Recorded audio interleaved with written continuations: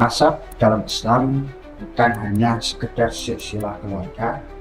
Nasab adalah ilmu syariat yang pastinya memiliki metodologi, standar, dan otoritas ulama yang berwenang menilai keabsahannya. Karena itulah penetapan nasab dalam Islam mempunyai disiplin kajian yang ketat, bukan berdasarkan asumsi atau klaim pribadi.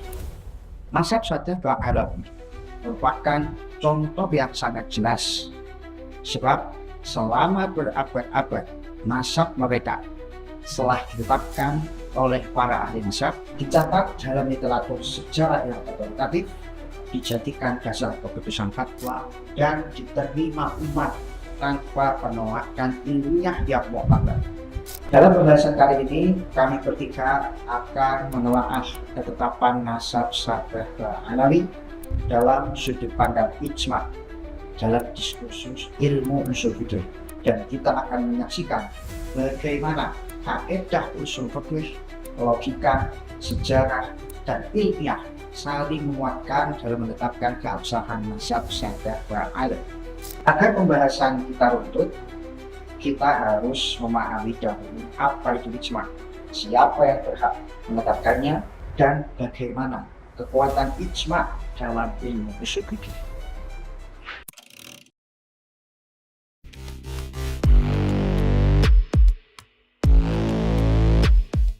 Syekh Ahmad Jabir Jubrol dalam karyanya Ushul Fikih Al-Mahdi menjelaskan sebagai berikut: wasilahan ittifaqul mujtahidin wa ma'al halil akdi minal muslimina pada wafatihi sallallahu alaihi wasallam fi ayyi asrin nu'asar ala hukmi ayyi waqi'atan nal waqa'iq. Yang artinya definisi ijma dalam istilah ulama ushul fikih adalah kesepakatan para mujtahid dari kalangan kaum muslimin setelah wafatnya Nabi Muhammad SAW dan terakhir mengenai suatu hukum syar'i pada suatu masa tertentu. Secara garis besar, definisi ijma berdiri di atas 3 prinsip. Prinsip pertama, ijma hanya milik para mujtahid. Mereka adalah ulama berkompeten yang memahami dalil, ayatul ahkam dan adilatul ahkam, memahami kaidah ushul fikih dan kaidah fikih, memahami metodologi ijtihad dan berbagai bidang ilmu lainnya, termasuk memahami masalah ijma dan masalah khilaf. Hanya pendapat mereka yang memiliki otoritas tertentunya ijma. Prinsip kedua, ijma hanya terjadi setelah wafatnya Nabi Muhammad SAW. Karena selama beliau hidup, wahyu adalah rujukan tunggal. Setelah beliau wafat, ulama lah yang menetapkan kesepakatan hukum alias ijma. Prinsip ketiga, pendapat setelah mujtahid tidak masuk dalam ijma. Opini orang awam, pengamat internet, akademisi tanpa sanad ilmuwan, blogger, youtuber, atau peneliti amatir meskipun viral tidak memiliki kedudukan dalam terwujudnya ijma. Dan ketika prinsip ini diterapkan dalam pembahasan mazhab sahabat Alawi, maka hasilnya sangat jelas bahwa para ulama, para ahli nasab, para qadhi dan mufti, serta tokoh-tokoh besar yang mempunyai kredibilitas dan otoritas dalam terbentuknya ijma, seluruhnya sepakat bahwa nasab tersebut sah dan valid.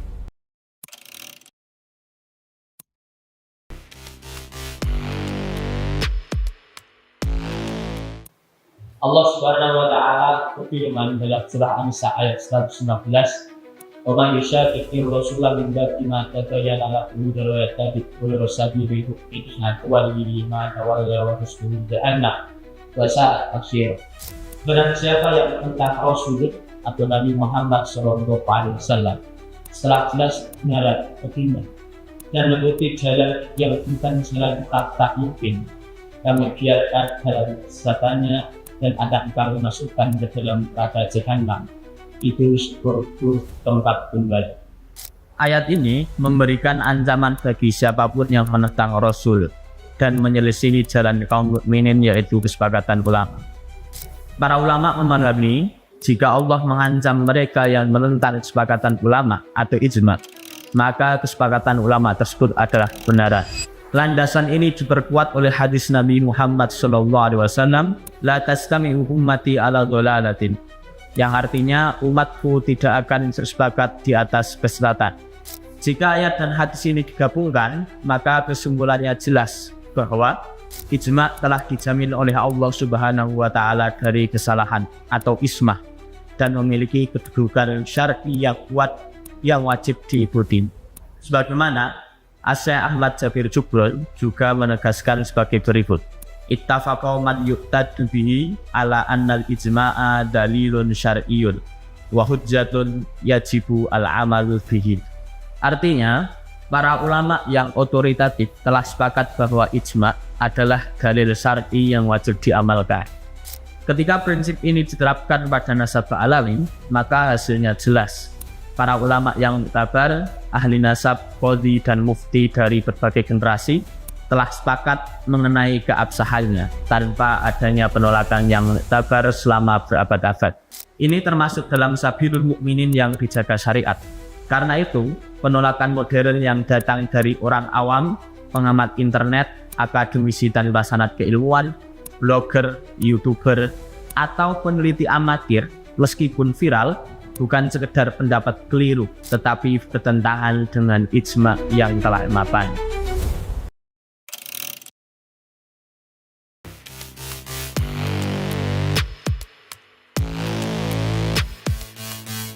Untuk memahami bagaimana ijma' nasab sadar Ba'alawi terbentuk, kita harus memahami dua kaidah berikut. Kaidah pertama, at-tasamu'. Dalam metodologi fikih ditegaskan bahwa at-tasamu' adalah salah satu metode penetapan nasab yang telah disepakati atau ijma' oleh 4 mazhab.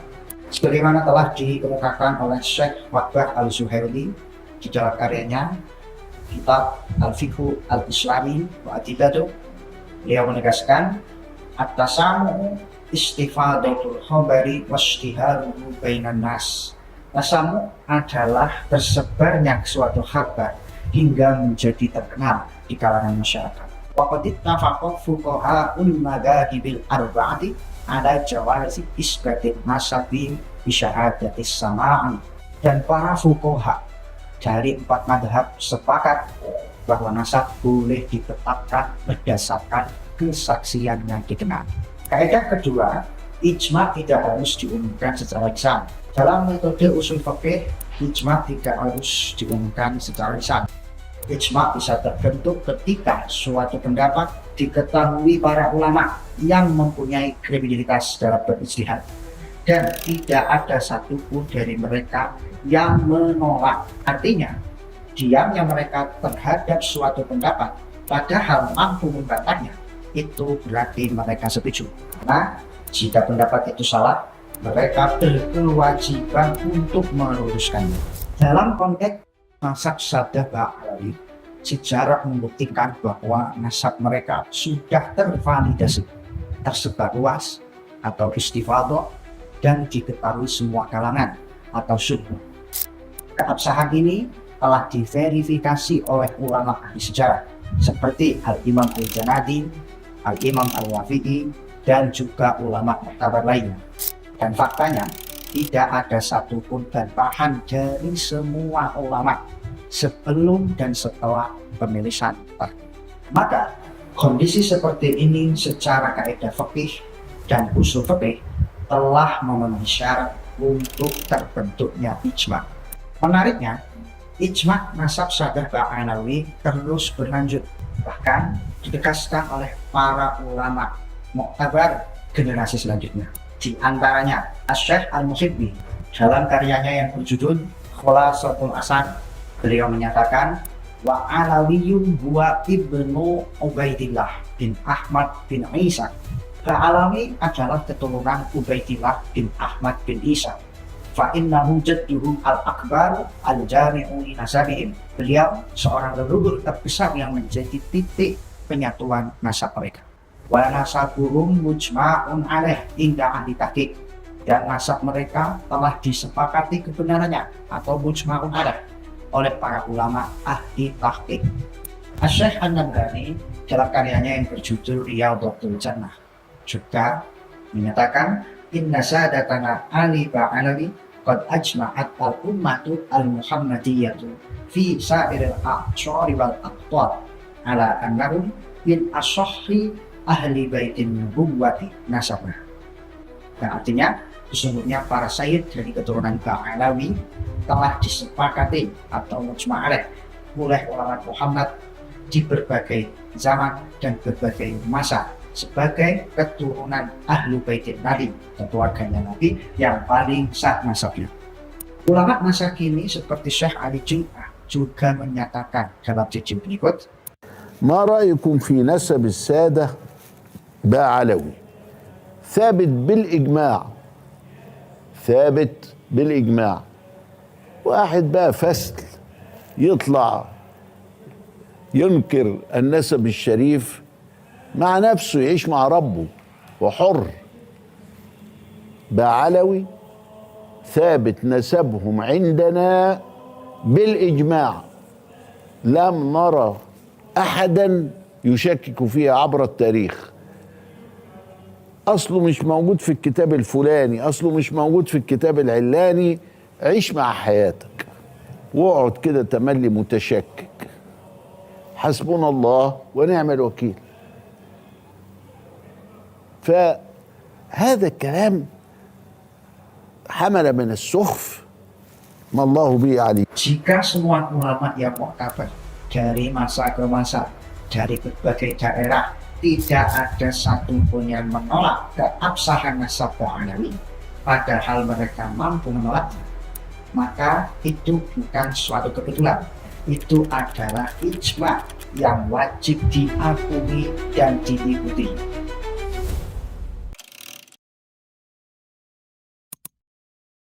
Apa konsekuensinya setelah ijma terbentuk? Dalam kaidah usul fikih, para ulama menegaskan bahwa ijma yang sudah terbentuk pada suatu masa tidak hanya berlaku bagi generasi saat itu, tetapi juga mengikat generasi setelahnya. Sesuai dalam kaidah usul yang terapkan, yaitu anna ijma'a ay asrin hujjatun liman ba'dahum. Artinya adalah sesungguhnya ijma pada suatu masa merupakan hujjah bagi generasi setelahnya. Artinya kalau para ulama abad ke-5 Hijriah sepakat terhadap satu perkara, maka kesepakatan itu tetap berlaku untuk ulama abad ke-10, abad ke-15 dan seterusnya. Dan andaikan muncul kesepakatan baru telah terpenuhi ijma pertama, maka ijma yang muncul belakangan tidak sah dan tidak bisa membatalkan ijma yang telah lebih dahulu ditetapkan. Sebagaimana disebutkan kaidah usul, wa anna ijma asli asani la yusqitu an ijma al-awwal ya adami sihatihi wa idati syar'an.